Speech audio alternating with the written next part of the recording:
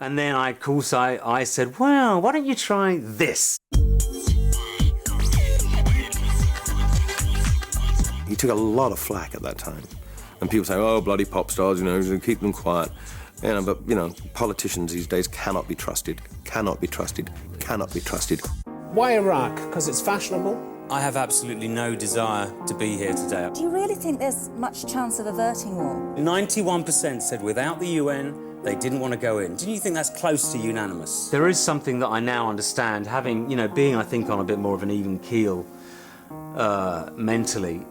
You know for a fact that the Arab world is not seeing it with that little relevance right now. I think I was suffering to a degree from that kind of syndrome which apparently happens to people when they go through things as traumatic as bereavement. We are just about to light the touch paper of all these pockets of Islamic fundamentalism by doing something which is totally illegal. My fear, in terms of my fear of what the next blow in life may be, attached itself, I think, to my fears about the world in general. You didn't understand a word of that, did you, Mr. President?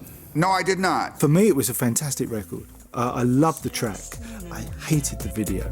I don't think someone like George should necessarily be making political records.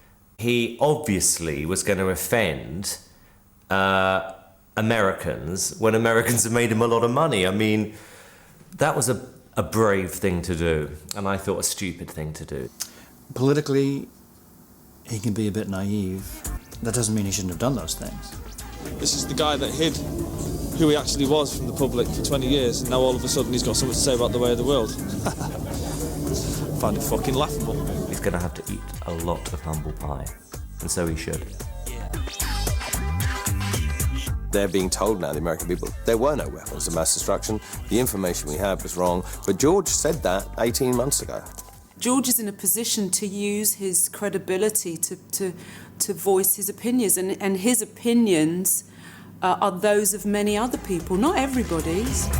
After Shoot the Dog and the kicking that he had in media terms off the back of that, and he was very, very down. Basically, Murdoch was getting his way. That was massively depressing to me. He was very upset at the way he was slapped over the back of the legs about that. But, you know, they just took him and gave him a public slapping, didn't they? OK, I got a kicking from Rupert Murdoch. I got a bunch of homophobia that had been reserved for me since the days that I, as far as I'm concerned, escaped the clutches of the press, you know, in LA.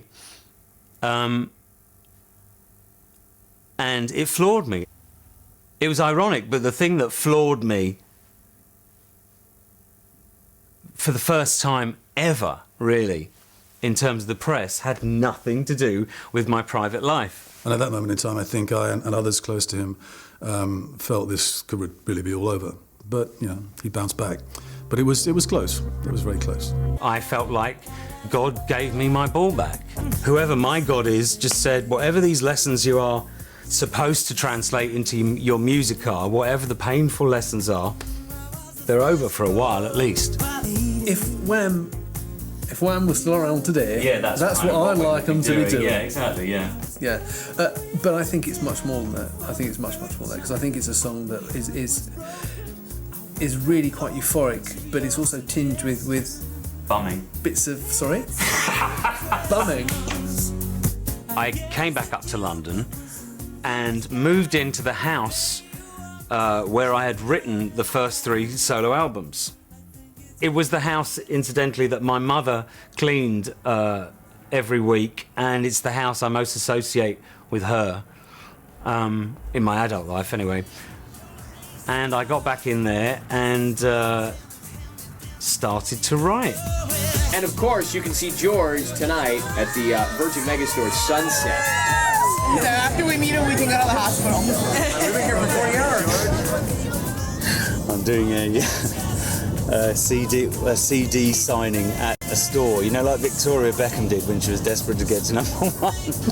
The jam in my jelly roll. That's right. Boo in my boogie. I don't know why they got me here early, so I could get nice and nervous about it. Doesn't he look handsome? Because I'm 6 or something. Does he look handsome? Correct.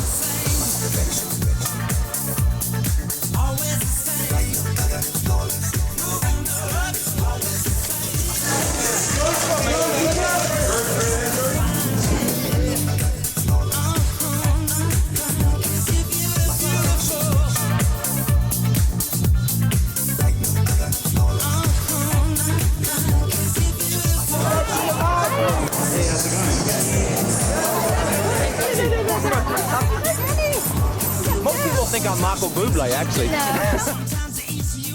He has a massive poster right in the front of the deal. That's why they thought You do look a bit like him, though. Only without the voice or the talent. Yeah, no shit. We'll drive by, you'll see Michael Bublé on the side. He's got a massive thing.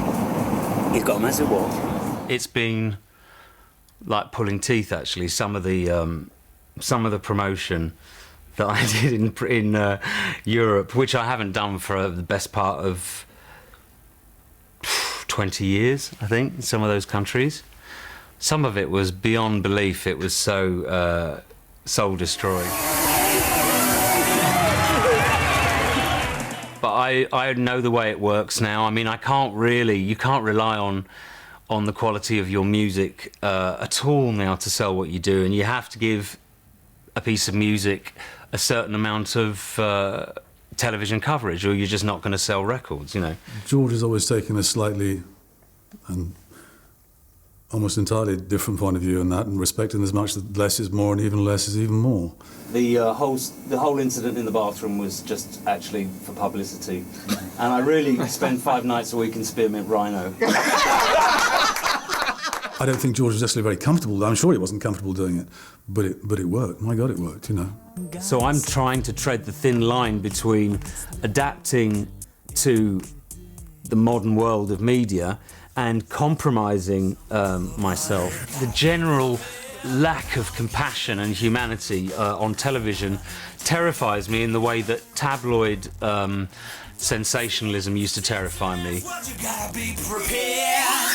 But at the same time, you know, it won't kill me, you know. So what's the game plan? George has to do something at 11? Yeah, please put the details for that. Yeah. Have I got time for a wank? He hates cameras. Period.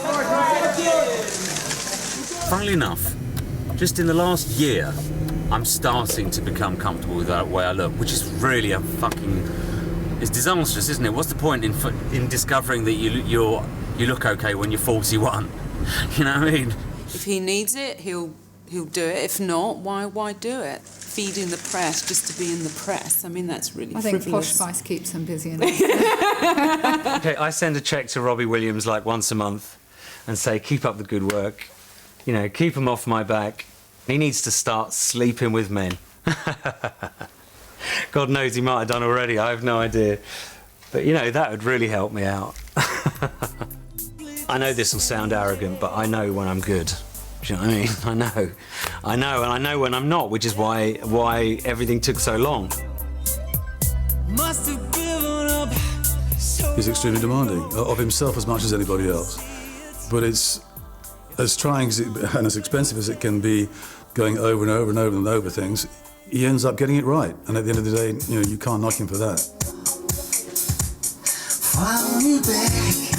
Whatever the record sells, I honestly believe that I didn't let myself down, and I didn't let the people who were waiting for me down. And that really was the point of all my anxiety in the recording studio over the last 4 or 5 years. Do I think perhaps I've missed out in not pursuing music as a lifelong career? May have, but... Well, put it this way, I know whose life I would rather have led. I think anybody would. But on balance, you know what I mean? on balance, you know. Yeah, I'm very blessed in different ways, but ultimately I think you've really, you know, touch wood and thank God, you've had a really good life. And I'm only 57. The difference between me and the other George is that I do have the ability to laugh at myself. And I don't think he has much of a sense of humour. To have come out with this album is a sign that he's kind of, you know, he is happy. They don't grow on trees. That sort of boy don't grow on trees. And it's thanks to his mum. And he's never liked leaving home. Must be something good here. Yeah. EastEnders. Sometimes it's bloody sad. I tell you, sometimes I've been there, I'm like, up the bloody wall. It's like, are we going out anywhere? It's like, oh, tonight I think we'll eat local. That means me going around getting a pizza. Nothing like a bit of success to get you out of the house. I wish he'd do a few gigs. After all, fans aren't there just to buy your record and to love you. If I loved adulation, I would tour, you know, because touring, believe me, is the most ego-stroking thing you can ever do in your life. You live in a completely isolated place, That's so not me. I'm not pretending that I will ever not be George Michael, and I know I'll be famous, but there are levels I know already because I already stepped down one. You know? And if I can take another step down and still make music for the people who want it, that would be fantastic. That's the plan for the next 10 years. I'd just like to play a new song. It's called, imagine that. Imagine that. It goes a bit like this.